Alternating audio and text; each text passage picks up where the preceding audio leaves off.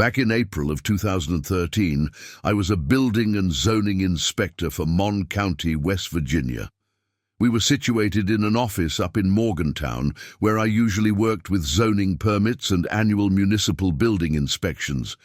Not the most exciting job, but in my line of work, the best day on the job is a day where nothing happens. The fight against entropy is constant, and I had a sign hanging above my desk to remind me of such. It simply read, "Everything breaks," in cursive, with a baby cherub in the corner. I remember being called up early one morning. There had been some sort of geological event, and every inspector would be pulled off desk duty. We needed immediate building inspection in the area surrounding the outskirts of Greenbrier Valley.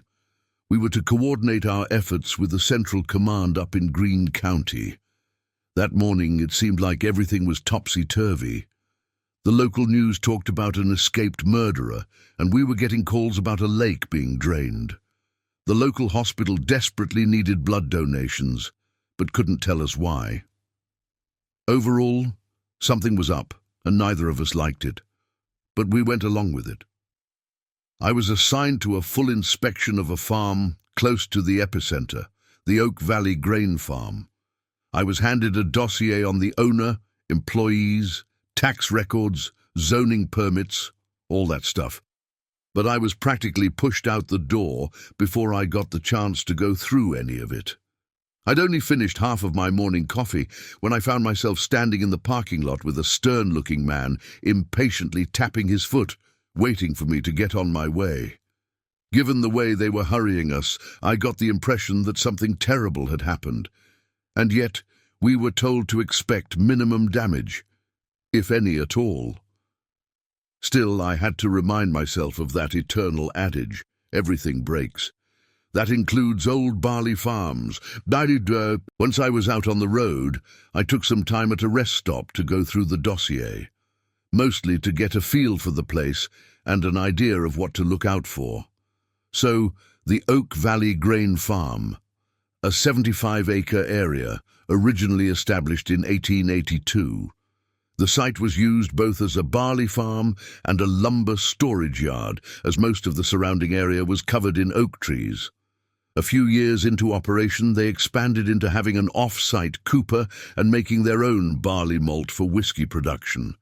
The original malting facility and accompanying barrel storage was still in use to this day. The one problem I could spot was the historical buildings. Oak Valley had a series of Prohibition-era buildings and underground storages, some of which were still being used.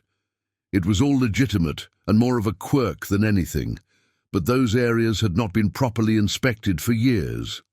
The landowner had been reluctant to allowing inspectors free rein, and Mon County hadn't seen the use in harassing the owner because of what could be, at most, considered a curiosity. There was about a dozen employees, not counting irregular extra labor, the off-site cooper workshop, and seasonal farm-to-table event organizers. I got there at about 10 a.m. Even from the parking lot, I could see rolling hills of sprouting barley. Redbirds were circling overhead, some kind of migrating species that had come home to roost. There was a constant low droning in the air, both from machinery and emerging spring insects. The air was dense with the smell of rain-drenched manure and fertile soil. I was greeted by one of the equipment operators, Elsie, a quiet, middle-aged woman with a permanent squint on her face, like she was always blinded by the sun. I stifled my instinct to ask if she'd had her vision checked in the past 6 months and settled with shaking her hand. "Welcome to Oak Valley," she smiled. "Lacey will be out in a minute." "Is the landowner in?" I asked. "Mr. Kettleman, Anders Kettleman?" "Yeah, he's not usually around that much," Elsie sighed. "Lacey is the de facto boss lady. Runs the day-to-day operations. Anders is sort of a hands-off kind of guy ever since he got sciatica." "Sorry to hear that," I nodded. "Let's see the boss lady then." Elsie showed me past the office and the silos. I was regretting not putting on more appropriate footwear, but most of my on-site inspections were usually municipal buildings. This was out of my comfort zone, and my feet would have to suffer for it. Manure-ridden water pressed into my socks. I met Lacey Kettleman outside of the workshop. She was busy trying to get a hold of someone to finish the repairs on her secondary combine. Lacey was in her early 30s, but had already started to go grey. She held up a finger as we approached, finished her phone call, and turned to me with an eagerness to walk right through me. I'd met a lot of people like Lacey Kettleman before, but there was something about her that put me off. There was something there. "What's this about then?" she asked, crossing her arms. "A standard inspection, ma'am," I said, "on account of the geological event in the area." "We ain't had any geological events," she shrugged. "So your services aren't necessary." "This here is a sizable property," I said. "I'm sure you haven't had the time to check if everything is up to code. I can help you with that, then I'll be on my way." "I appreciate that, but no. No need. Business as usual." I looked over at Elsie, still hovering on the outskirts of the conversation. I clutched my dossier and resumed eye contact. "Miss Kettleman, do you mind explaining the problem with your combine harvester?" "I'm not entirely sure," she said. "That's why I'm trying to get a hold of someone who does. Then you wouldn't mind me having a look at your garage? Or better yet, the combine?" "The combine doesn't constitute a building, sir. Not much use for a building inspector to look at that. Let's start with the garage, then." While Lacey took off with her cell phone in hand, Elsie stayed by my side and guided me around the property. Turns out, Elsie was the one supposed to operate the second combine. Since it was out of commission, she didn't have much to do. She only had access to a few buildings, but it was enough to get me started. First off was the garage. While Lacey had said there'd been no noticeable geological event, there were clear signs of disturbance. Several items had been knocked off the walls, and there were web-like cracks in the concrete floor. Nothing major, but enough for me to take note. There was no way Lacey was unaware of this. I took some pictures, made some notes, and wandered off to check the storage sheds. Over the next few hours, Elsie escorted me through the grounds. While most buildings were off-limits to her, and Lacey was nowhere to be found, I could still check the exterior. And while I didn't see anything obviously dangerous, there were clear signs of the area being disturbed. I could see the ground having shifted downhill from the storage sheds. Entire rows of barley were bent. While waiting for Lacey to meet us by the offices, Elsie and I started wandering by the edge of the grounds. There were plenty of oak trees there, historically used for making their own barrels, and there were several old trails snaking through the undergrowth. We were walking past a gazebo when I noticed an old well. Nothing out of the ordinary, at first sight, but I noticed something strange about it. Algae. I took a closer look. Turns out the well was overflowing with water. Elsie seemed just as surprised as I was. "It's been dried out for years," she said. "That's definitely new." There was a pulse to it. Gulps of water making tiny bumps in the surface tension. Algae and lily pads overflowing, making a green circle around the stonework. It had a strange smell to it, like salt and ammonia. Lake water? This wasn't normal. We met up with Lacey, and I explained the various signs I'd seen around the farm. Elsie quietly retreated, not wanting to be dragged into the conversation. Lacey just nodded along but didn't seem to react as I told her about the cracked concrete, the tilted rows of barley, or the various disturbed shelves. Seeing as there were clear signs of the area being affected, I told her I had to take a closer look at the structural integrity of the main buildings, And finally, there was the well. This time, she reacted. She had nodded and accepted everything up to that point. But all of a sudden, she was defending herself. She tried to explain that the well was backed up and that they'd had problems with water runoff in the past. There was nothing in the dossier about flooding, but Lacey was adamant. Also, arguing with her didn't do us any favors in gaining access to the farm interior. "You can stall all day, Miss Kettleman," I reminded her. "But we're not done until I say so."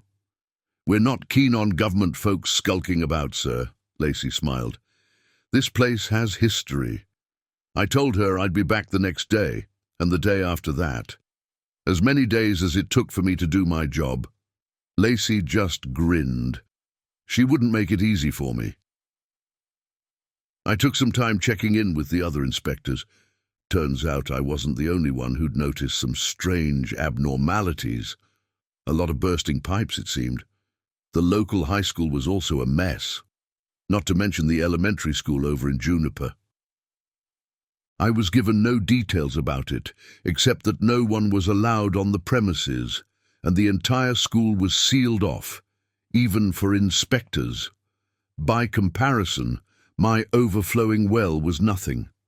And still, I couldn't shake the feeling that something about Lacey was off. I checked the dossier over and over that night, trying to make a game plan for the following day. I'd take some extra time checking the irrigation and plumbing and put an emphasis on the interior. Lacey would just have to comply. And yes, I would even check the old Prohibition-era storages. She'd just have to deal with it. I was up bright and early the following morning. I got to the Oak Valley grain farm at about 7 a.m., only to notice that it had been closed. Lacey had put up a sign on the door. "Closed for renovations." That was it. Maybe she figured we wouldn't have to conduct any inspections if there was no current business being conducted, but that's not how things work. I tried calling her, but got no response. I sent her a single text. She was either to open up the facility for inspection, or I had to take legal action. Shortly afterwards, she assured me she'd be there. 1 hour and 30 minutes later, Lacey came out of the main office building. Apparently, she'd been there all along. Strange, though, she had no car in the parking lot. She was out of her work clothes, having just slapped on a grey hoodie and a pair of torn jeans. She looked exhausted. "Pleasant morning?" I asked. I cursed myself for forgetting to bring appropriate footwear, again. Lacey didn't respond. She just wrapped her arms around herself and kept her head down. Something was wrong. We headed into the main office. Nothing out of the ordinary. No damage, no problem with the plumbing. All in all, it seemed perfectly fine. I couldn't figure out why she was so reluctant to show it to me. Then I double-checked the dossier. Of course, there was the Prohibition-era cellar. "All right," I sighed. "Time to head underground." "Is that absolutely necessary?" Lacey asked. "It's a mess. We don't use it for much." "You've been putting off an inspection for a long time, Miss Kettleman. Given the circumstances, I can't really motive putting it off any further." "It's a cellar," she shrugged. "There's not much that can go wrong with it." "Everything breaks, ma'am." The door to the cellar was so small I had to move sideways to fit. How they moved contraband whiskey through there back in the day was a mystery to me. Still, I was there to check for damages, not sightseeing. We came down to a larger open space with an 8-foot drop into a storage area. It was about 16 by 20 feet in total. There was an old steel ladder leading down, with 2 open paths leading deeper down. A set of flashlights were hanging on the wall, so I brought one with me. As I put my hand on the first rung on the ladder, I noticed Lacey's expression change. While she'd been angry or frustrated before, she looked almost apologetic now. "This will complicate things," she sighed. "But we'll work it out somehow." "Sure thing." Now the supports seem fine, I said, climbing down, but there might be damage further in. I stepped away from the ladder, taking in the smell of salt water and ammonia. The moment I did, Lacey pulled the ladder up. This caught me completely by surprise. I hadn't even considered that an option. The ladder just rattled away, and I was left down there. It was so sudden that I didn't know what to say. I just threw my arms out in a confused shrug. What the hell? I'm sorry. Like hell you are. Put the ladder back. I can't. I'm calling the police. There was no coverage. We were too far underground.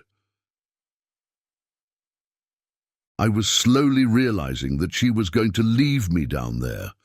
All I had was this flimsy flashlight and a couple of hours of battery on my phone. Lacey remained up there, holding the ladder. I could feel my heart pounding, drowning out the background noises in my mind.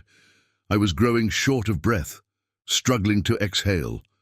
I've never been claustrophobic, but this was something else, something darker, a real, actual threat to my life.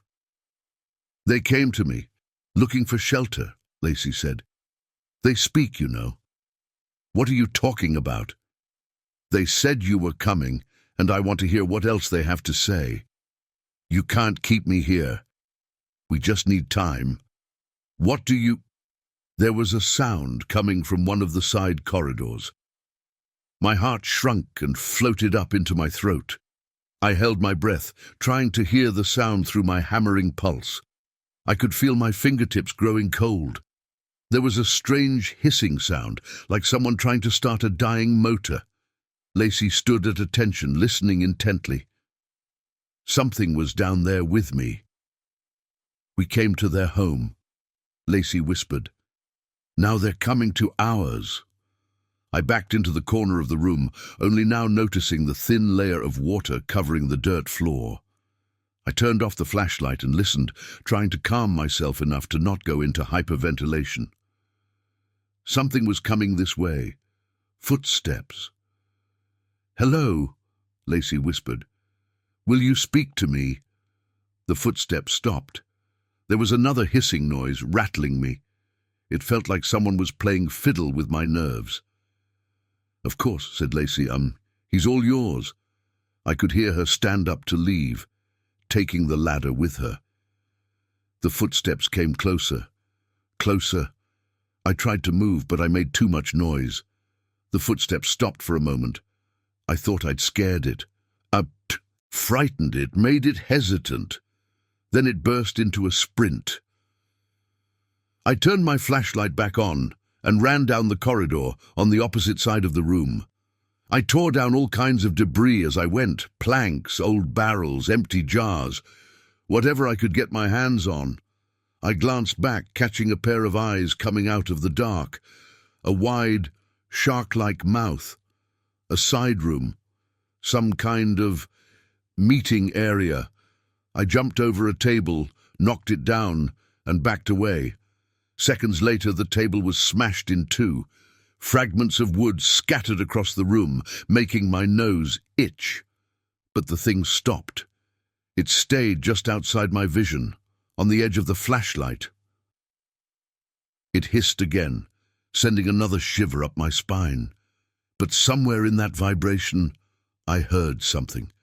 It wasn't a word, but a collection of scrambled thoughts, much like a word square, a jumble of information that you had to find your own meaning in.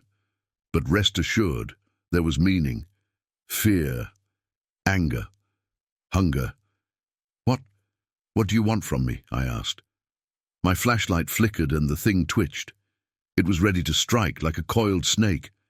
It hissed in response. Hunger, hunger, sadness. I retreated into the corner of the room, accidentally knocking over a shelf of empty Prohibition-era bottles. I could see the reflection of those dark eyes shining back at me as they patrolled back and forth, looking for an opening. Another hiss, a pleading, a promise, a bone-chilling coldness. It was starting to sound like language, An old primal language, a language that could summarize so much with so little. I fumbled with my hands, looking for the biggest bottle I could find. Finally, I got a hold of an old wine bottle. Waiting for the creature to hiss again, I readied the bottle for a throw. As soon as I felt that tingle in my spine, I knew I was about to hear it. I stood up, lowered my flashlight, and threw as hard as I could. There was a thick, fleshy thunk. The hissing stopped, and I could see the dark eyes rise another 2 feet into the air. The thing had been hunched over. Now it was taller than the tunnel itself. It flinched, spitting out another word. With that single word, a series of impressions washed over me. Cold, water-filled tunnels. The crunch of raw fishbone in my mouth. Dying men in black togas, giving praise to a drowned god, hoping against hope to see another dawn. I didn't notice I'd been zoning out. I'd leaned the flashlight downwards, and I could see those dark orbs inching closer. I backed up against the wall and inched away, effectively sidestepping my way around the room. The creature followed my movements, matching them. I ended up with my back against the corridor, so I turned to run. It was right behind me, and it was fast. I just kept going, hearing the hissing coming closer. Hunger, joy, hunger, warmth. I went straight through the storage room and into the opposing corridor.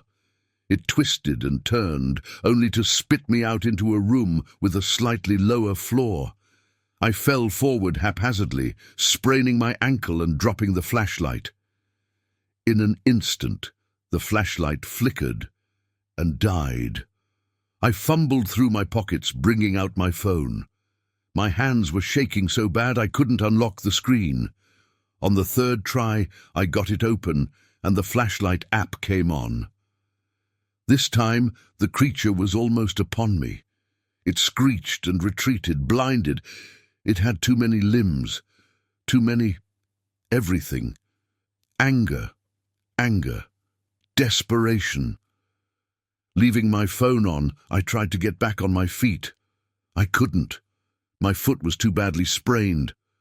I could jump around a bit at most, but I was no match for whatever was out there. Instead, I looked around the side room I was in. It must have been a kind of armory. There were broken wooden crates and used-up shotgun shells littering the floor. A used-up old oil lamp on the wall. Don't come in here," I said out loud. "I'm not dying here." Hissing. A strange word hidden in the fog of my mind. A man handing a venomous snake to a golden woman. Rolling hills of endless crucified men. A certainty of a violent death, the wailing song of the doomed. It didn't understand my fear. I was already doomed. There was no point in fighting it. To the creature in the dark, time was an insignificant factor. I realized I'd been sitting there listening to it hiss to me for at least 10 minutes. My cell phone was running hot, and the water level had risen by about an inch. Of course, the water level. There had to be water coming from somewhere. Everything breaks. It was a miracle that I hadn't seen it before. There was an overturned table in the middle of the room. That's what I'd sprained my ankle on. Kicking it with my good foot, I revealed a crack in the dirt floor from which water came bubbling up. A few lily pads plopped up, their coloration a strange blue, like a sad sunflower. The crack in the floor might have been the remains of a well or the start of a tunnel going deeper underground. Either way, I had to take a chance. There was no telling how deep it went. I could drown, but I could also find my way out. I left my cell phone with the light shining on the entrance, holding the creature back. With a final screech, it conveyed a final picture. Webbed fingers deep underground, tearing a human body to pieces. I took the plunge. I crawled my way forward, inch by inch. The wet dirt barely gave me any grip, and the water stung my eyes. My nails hurt from all the debris trying to dig into my fingers. I could feel my chest tightening, cramping. A fork in the path. I went left. A current. A stream. Brushing something slimy out of my face. A tilt upwards. Cold. Can't feel my arms. Hunger. Reaching. Hunger. I broke through the surface. I was in the stone well. I threw myself out, gasping for air, looking back only to see something just under the surface of the overflowing well. 2 black orbs retreated into the dark, sinking back into the unfathomable depths. I made my way to the nearest road and flagged down the first car I could see. Lacey Kettleman was brought in for questioning, but that's all I know. There was no trial, no debriefing. I just told about my experience to a stern-looking man in a suit, and that was that. I was told to sign an NDA lasting a minimum of 10 years. It ended recently, and I've been waiting to tell my story. Anders Kettleman eventually took back control of the Oak Valley grain farm. As far as I know, Lacey never went to jail. Something must have happened, though. She was missing for the better part of a decade. Maybe she had something they wanted. I think that whatever I met in Oak Valley had something to do with the crisis of 2013. There were a lot of rumors coming out of that area, and I'm sure at least some of them originated with whatever Lacey had invited to stay in her cellar. There haven't been many others coming forward about their experience of that incident, but I know they're out there. Maybe they're hoping we've all moved on or forgotten. Maybe they've been safe behind their contracts and fear tactics. But I'd like to remind them, as much as I remind myself every day, everything breaks.